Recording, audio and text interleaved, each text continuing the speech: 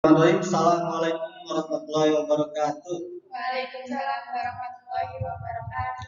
Perkenalkan, kami dari kelompok yang beranggotakan saya sendiri Parmadina Raja Abek dengan akhiran MPM 016.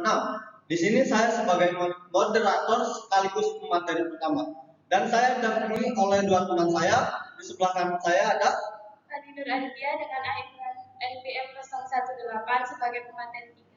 Dan di sebelah kiri saya ada Sylvina Lestari dengan akhiran NPM 009 sebagai pemateri kedua. Baik, di sini kami akan mempresentasikan terkait metode klasifikasi data menggunakan K-MINS dan C4.5. Sebelumnya, terima kasih kepada dosen yang telah memberikan kesempatan kepada kami untuk mempresentasikan materi terkait K-MINS dan C4.5 ini.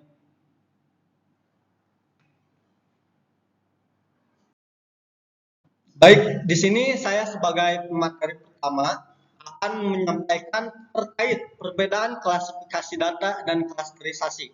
Kenapa? Sebelum kita beranjak lebih jauh mengenai K-MINS dan C4.5, kita perlu tahu apa sih perbedaan klasifikasi dan klasterisasi. Nah, di sini klasifikasi dan klasterisasi memiliki kemiripan, yaitu sama-sama mengelompokkan suatu data. Akan tetapi, ketika klasifikasi data itu dikelompokkan berdasarkan kesamaan labelnya. Sedangkan klasterisasi data dikelompokkan berdasarkan kemiripan karakteristik data tersebut.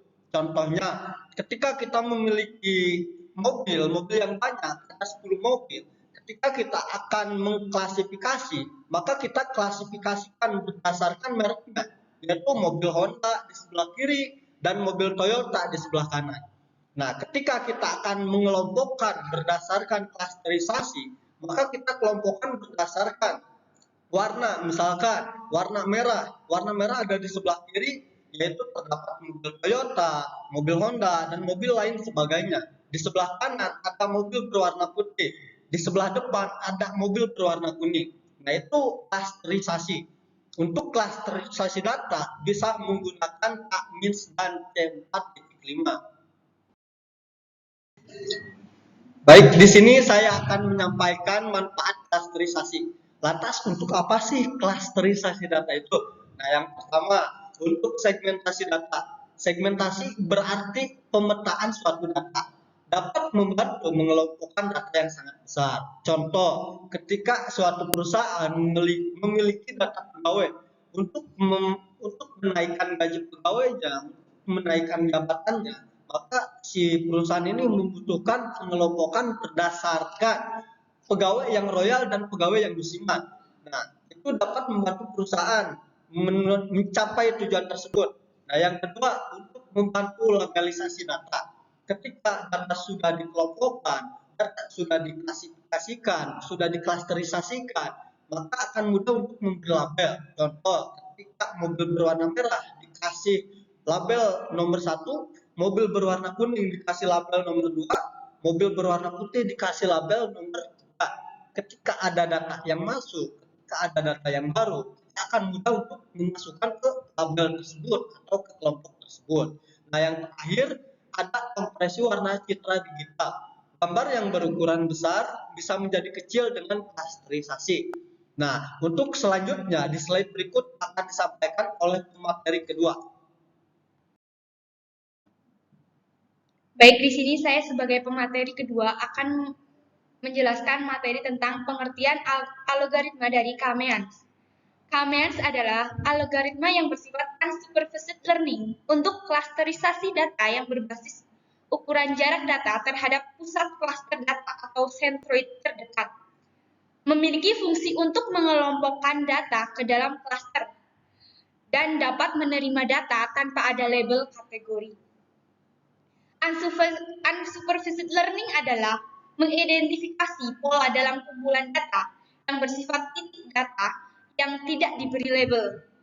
Tujuannya untuk menemukan struktur dan pola dari input data. Seperti contoh, seorang bayi mengenal anjing miliknya, namun ketika saudara membawa anjing ke rumahnya si bayi, tidak mengetahui anjing tersebut. Akan tetapi mengenali banyak fitur dari anjing tersebut seperti 2 telinga, 2 mata, dan berjalan dengan 4 menyusui. Kemudian bayi tersebut mengidentifikasi hewan tersebut sebagai anjing. Inilah yang dinamakan unsupervised. Yang kedua, dua tugas utama dari Kamians. Menentukan titik pusat K atau sentroid. Nilai yang terbaik untuk titik pusat K atau sentroid diperoleh dengan proses iteratif atau perulangan. Yang kedua, menentukan titik data ke setiap pusat K atau sentroid. Setiap titik data yang terdekat dengan pusat K tertentu kemudian dibuat sebuah klaster. Nah, ini adalah contoh pengelompokan berdasarkan karakteristik berat badan dan tinggi badan. Kemudian tahap algoritma Kamians. Yang pertama yaitu menentukan jumlah klaster K. Setelah itu tetapkan pusat klaster atau sentroid secara acak. K harus kurang dari N atau jumlah data. Karena kalau K lebih dari jumlah data, itu sama saja kita tidak membuat klaster. Yang kedua, menghitung jarak tiap data. Hitung jarak antara data ke masing-masing sentroid dengan rumus equidistant. Yang ketiga, klasifikasi data atau mengelompokkan data berdasarkan jarak terdekat dengan sentroid. Yang keempat, pembaruan nilai sentroid baru dengan cara menghitung rata-rata data yang menjadi anggota di masing-masing klaster. Yang kelima, iterasi berulang. Ulangi langkah 2-4 hingga tidak ada lagi data yang berpindah ke klaster lain. Nah, di sini ada rumus untuk menghitung equidistant. Kemudian ini rumus untuk mencari klaster baru.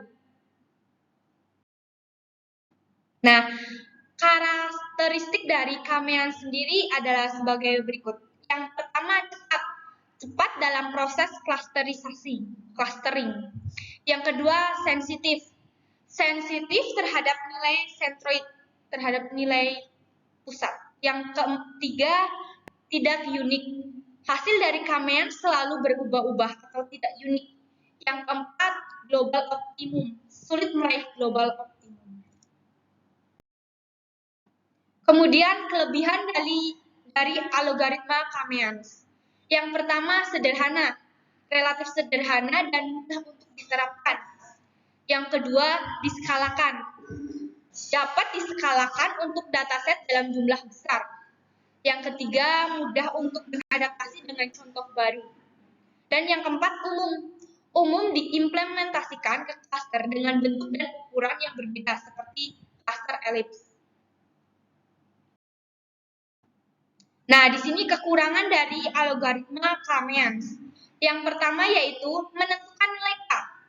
Perlu menentukan nilai K secara manual, tidak bisa langsung dengan si algoritma tersebut. Yang kedua, inisialisasi awal mempengaruhi. Nilai random di inisialisasi awal yang kurang baik membuat pengelompokan menjadi kurang optimal. Nah, yang ketiga, truth of dimensionality. Masalah akan timbul jika dataset memiliki dimensi yang sangat tinggi, misalnya lebih dari 20. Dimensi ini akan menjadi sulit. Yang keempat, sulit mengelompokkan data. Jika klaster memiliki kepadatan data yang sangat bervariasi. Nah, di sini penerapan Kamians dalam clustering. Seperti contoh segmentasi pasar, pengelompokan dokumen, segmentasi gambar, konversi gambar kuantisasi vektor, analisis cluster, dan identifikasi daerah rawan kejahatan. Selanjutnya akan disampaikan oleh pemateri ketiga. Baik, untuk selanjutnya saya sebagai pemateri 3 ingin menjelaskan tentang pengertian algoritma C45. Jadi algoritma C45 merupakan pengembangan dari algoritma ID3 yang digunakan untuk melakukan klasifikasi atau pengelompokan data yang bersifat prediktif, yaitu untuk prediksi. Untuk memprediksi, kita perlu mengelompokkan data terlebih dahulu dengan baik. Dan algoritma C45 ini digunakan untuk membentuk pohon keputusan atau yang disebut dengan decision tree. Decision tree sendiri merupakan sebuah struktur pohon yang menyatakan setiap node pohon mempresentasikan atribut yang telah diuji. Kemudian, setiap cabang merupakan suatu pembagian hasil uji, dan yang terakhir, node daun atau leaf mempresentasikan kelompok kelas tertentu. Ada 3 elemen decision tree. Yang pertama, root node atau akar, tujuan akhir atau keputusan besar yang ingin diambil. Yang kedua, branches atau ranting. Ini berbagai pilihan tindakannya. Kemudian yang ketiga, leaf node atau daun, kemungkinan hasil atas setiap tindakannya yang diambil sebelumnya. Selanjutnya,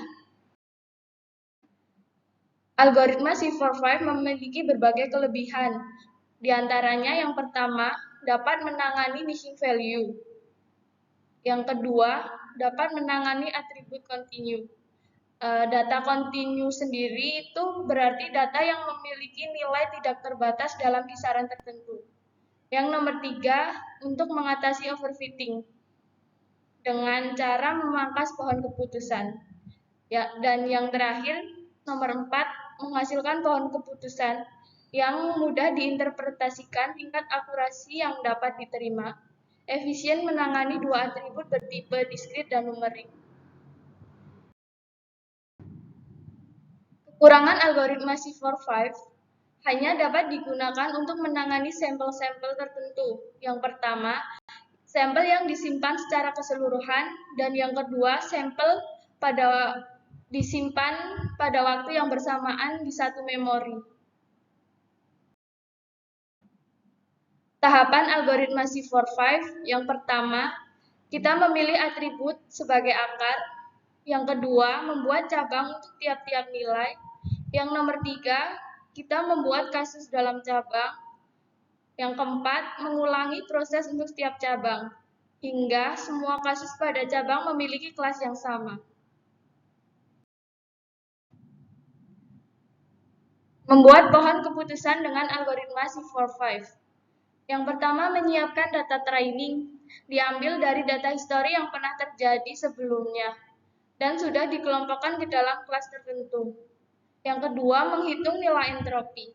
Menghitung nilai entropi dahulu agar dapat menghitung nilai gain, sehingga bisa digunakan untuk menentukan akar dari pohon tersebut.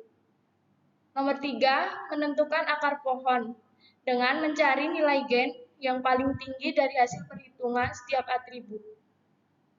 Yang nomor 4, mengulangi langkah kedua dengan menghitung entropi dan menghitung gain untuk menentukan akar pohon hingga semua record terpartisi.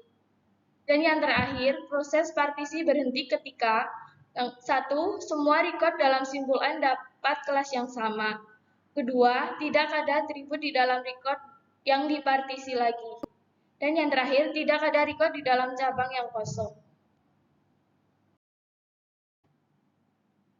Berikut rumus menghitung nilai entropi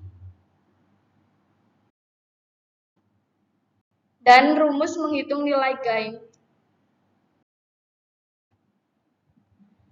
Penerapan algoritma C45. Yang pertama, menentukan bermain tenis yes or no berdasarkan cuaca, suhu, kelembapan, dan angin. Yang kedua, menentukan kenaikan jabatan pegawai berdasarkan kehadiran, lingkungan, kerjasama, ataupun prakarsa. Yang ketiga, menentukan mahasiswa berpotensi dropout berdasarkan jenis kelamin, umur, kelas, asal daerah, nilai IPS semester 1 sampai 4. Berikut gambarannya untuk mengklasifikasi mahasiswa yang berpotensi dropout. Dapat dilihat atribut klasifikasi ada di sebelah kiri, kemudian diproses sehingga menghasilkan pohon keputusan yang tertera di sebelah kanan. Oke, baik. di sini saya akan menyampaikan kesimpulan hasil dari presentasi kelompok kami. Jadi kesimpulannya, antara klasifikasi dan klasterisasi itu memiliki kesamaan dalam hal mengelompokkan. Nah, akan tetapi ketika klasifikasi dikelompokkan berdasarkan label, sedangkan klasterisasi dikelompokkan berdasarkan ciri atau karakteristik. Nah, untuk Kakmin sendiri yaitu klasterisasi yang dilihat dari jarak data terhadap pusat klaster atau sentroid. Nah, sedangkan klasifikasi menggunakan C4.5 yaitu pengelompokan atau klasifikasi data hasil dari pengembangan dari ID tree yang menggunakan pohon keputusan untuk mengambil langkah yang besar seperti itu. Nah, untuk presentasi kami cukupkan sekian. Kami menyadari bahwa presentasi kami banyak kesalahan, banyak kekurangan, dan banyak typo. Oleh karena itu, mohon maaf yang sebesar-besarnya. Terima kasih. Ada pertanyaan? Enggak ada. Oke, selanjutnya, terima kasih kami ucapkan. Wassalamualaikum warahmatullahi wabarakatuh.